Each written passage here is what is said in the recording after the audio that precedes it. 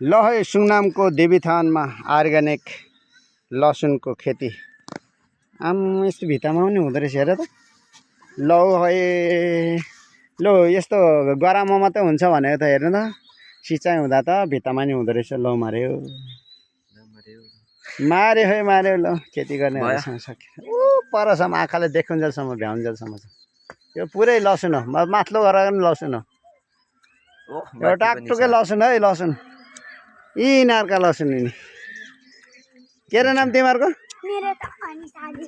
अनिसा अधिकारी अनि अर्को पूजा अधिकारी भाग्यो अगाडि हेर्नु त। आमामा तल्लो गरेर उठेको भयो कहाँ भयो।